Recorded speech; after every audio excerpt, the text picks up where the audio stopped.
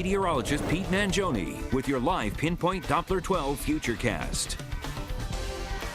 Okay, here's the bad news. We have more snow to deal with, but this will take a long time to accumulate, so it's going to be a little bit easier to catch up with. There'll be time in between some of the rounds of snow to shovel and for the plows to get on the roads. Therefore, I'm going to keep us in the low category for this morning and this afternoon on the Eyewitness News Threat Tracker. It's tomorrow through Monday we're going to give you the medium, potentially severe category, as that's when the bulk of the snow will start to come down. On live Pinpoint Doppler 12, not picking up any precipitation over our viewing area. There are some snowflakes out to our west that may clip us from time to time today, but overall we're not going to see that much in terms of accumulation. In fact, we can go right to Futurecast mode. This is hour by hour, 8 o'clock this morning through around 10 or 11 this morning. Notice a few snowflakes are possible, especially north and west of 295.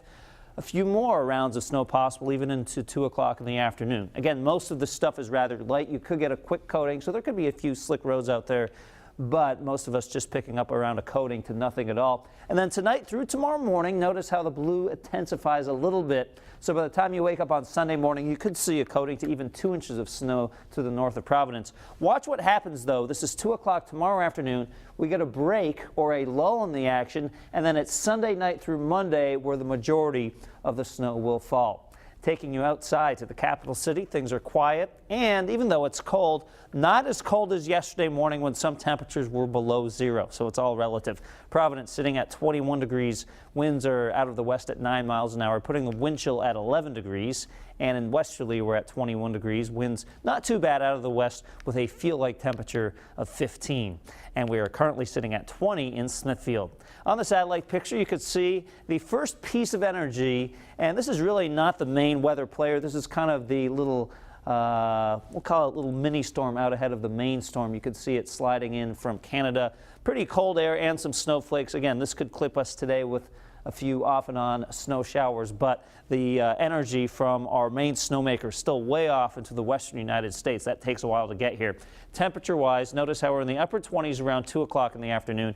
By 8 p.m., here is one good thing about the cloud cover. We will not see those crashing temperatures tonight. So 8 p.m., you're out and about, maybe dealing with some light snowflakes, still sitting in the upper 20s. You need to bundle up, but obviously we can handle that. And then as we head into tomorrow afternoon, notice how we're in the 20s inland, at the coast starting to approach the low 30s. This is one of the times where we could see a little bit of sleet or even freezing rain mixing in at the coast as some milder temperatures will approach the south shore.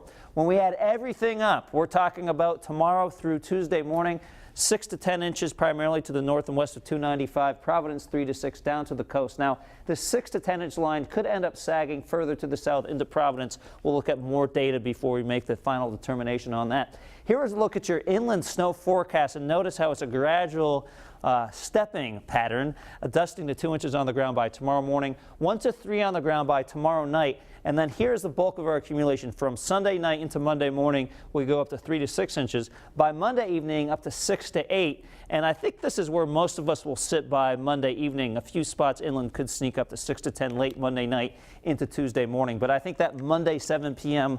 time frame, you can think of that as sort of when we're done with most of the snow. So it's a busy 7-day Futurecast. We finally get a break in all this by the time we head into Wednesday, temperatures into the upper 20s. But check back with us. Obviously, this is kind of a complex storm, a lot of pieces, and we will keep you updated both online and with the weather blog. And thankfully, as you mentioned, a little cloud coverage keeping our temperatures warm tonight. Right. Because last night was cold. It was extremely cold, and so we'll call it warmish tonight. All right, warmish. Yes. We're comfortable with that. Pete, thanks so much. Yep. Covering